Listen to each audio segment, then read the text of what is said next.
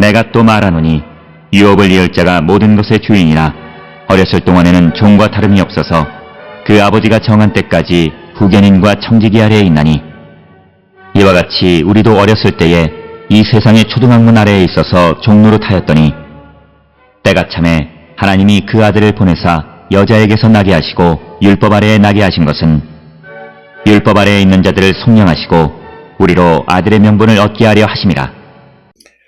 오늘 우리가 함께 읽은 갈라디아서 4장 1절로부터 5절은 이제 때가 이르게 되매 하나님께서 아들을 보내셨다라고 하는 것에 대해서 언급하고 있는 것이 오늘 주시는 1절로부터 5절의 말씀이 되겠습니다.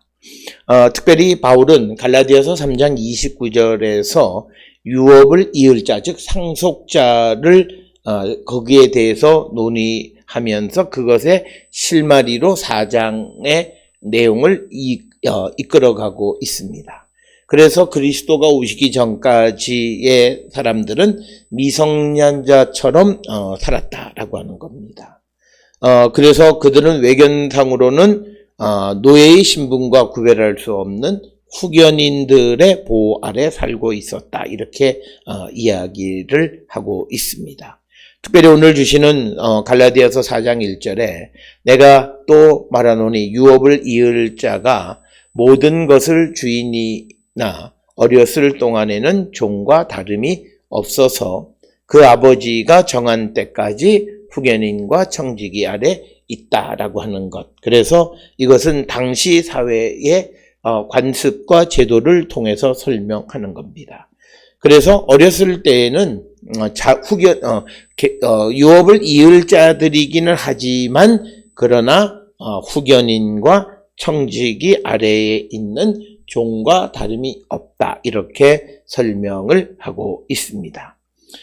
특별히 오늘 주시는 본문 2절에서 바울이 언급한 그 상속법에 관한 이야기는 어느 시대의 상속법인지는 정확하게 언급되어져 있지는 않습니다.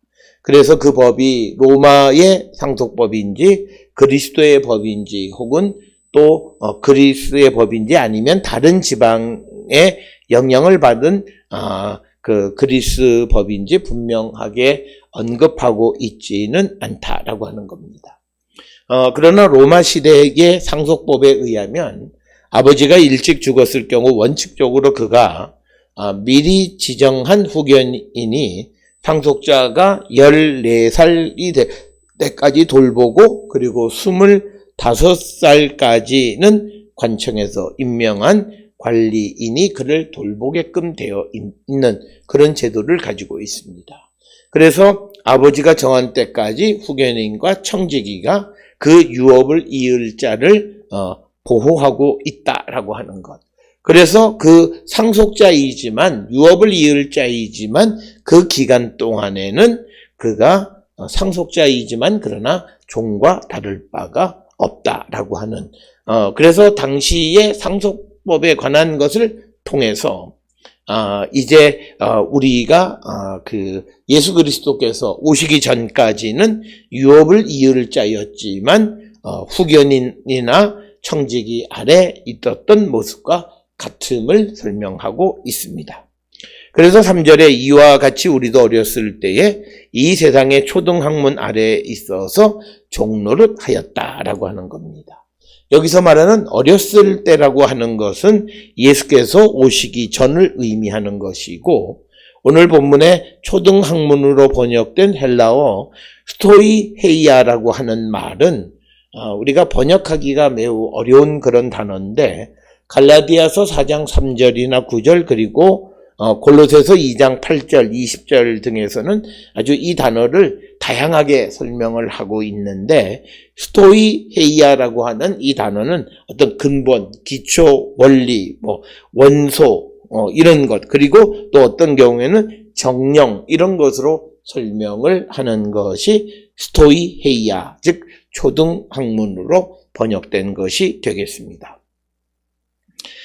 그래서 오늘 주시는 본문에서 초등학문으로 번역되어 있는 스토이헤이아는 우리가 보통은 정령으로 해석하는 것이 바람직하다 이렇게 생각을 합니다.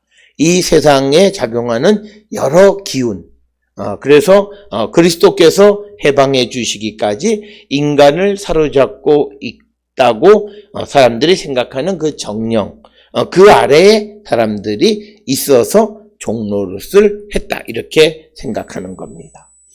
그래서 유대교에서는 율법이 사람들을 천사들의 종으로 만들었다 이렇게도 생각을 합니다. 앞에서 설명을 드렸듯이 모세를 통해서 율법을 줄 때 천사의 역할을 강조하기 때문에 천사가 율법을 주었다 이렇게 말합니다. 유대교에서는. 그렇기 때문에 유대교에서는 율법을 줌으로 인해서 사람들이 천사들의 종이 되었다 이렇게까지 생각을 하게 되어져 있습니다. 그렇지만 이렇게 우리가 어떤 상속자이지만 종노릇하는 자와 같은 그런 상태에 있었는데 4절에 때가 참에 하나님이 그 아들을 보내사 여자에게서 나게 하시고 율법 아래에 나게 하신 것은 율법 아래에 있는 자들을 속량하시고 우리로 아들의 명분을 얻게 하려 하심이다 라고 하는 겁니다. 그래서 오늘 주시는 본문의 말씀에서 때가 차서 우리가 예수 그리스도께서 이 땅에 오셨다라고 하는 것은 오늘 주시는 본문엔 때가 참에 이렇게 되어 있지만 디모데전서 2장 6절에서는 기약이 이르러 이렇게 언급하고 있고 마가복음 1장 15절에서도 때가 찼고 그래서 때가 되어졌으므로 이제 하나님이 아들을 보내셨는데 여자의 몸에서 나게 하셨다라고 하는 것입니다. 이건 역시도 디모데전서 2장 15절에 그러나 여자들이 만일 정숙함으로써 믿음과 사랑과 거룩함에 거하면 그의 해산함으로 구원을 얻으리라.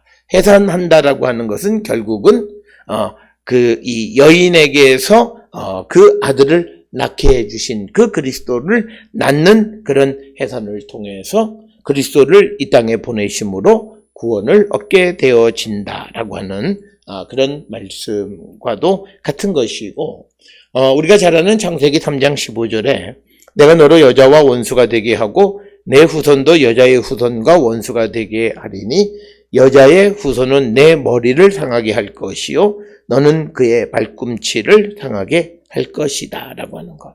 그래서 여자가 낳은 자들이 이제 그 여자가 낳은 자가 우리를 구원하신다는데 그것은 이미 창세기 3장 15절에서도 언급하고 있는 그런 말씀이다라고 하는 것이고 그리고 또 5절에서 우리 율법 아래 있는 자들을 속량하기 위해서 율법 아래 나게 하셨다라고 하는 겁니다. 그래서 우리가 이것은 누가복음 2장 21, 22절에 보면 예수께서 이 땅에 오셔서 그가 율법을 그대로 지키셔서 할례할 8일이 되면서 할례를 하셨다. 그리고 22절에서는 모세의 법대로 정결예식의 날이 참에 아기를 데리고 예루살렘에 올라가셨다라고 하는 것. 또 누가복음 2장 27절에 보면 부모가 율법의 관례대로 행했다라고 하는 것은 이처럼 그리스도께서 율법 아래 오신 것은 바로 율법 아래 있는 우리들을 속량하시고 우리로 아들의 명분을 얻게 하기 위한 것이다 라고 하는 그 목적이 있어서 하나님께서 그 예수 그리스도를 율법 아래 보내셨다. 그래서 그 예수 그리스도를 믿는 자들이 그리스도 안에서 하나님의 아들이 되게 하기 위해서 때가 참에 그 아들을 이 땅에 보내셨다라고 하는 겁니다.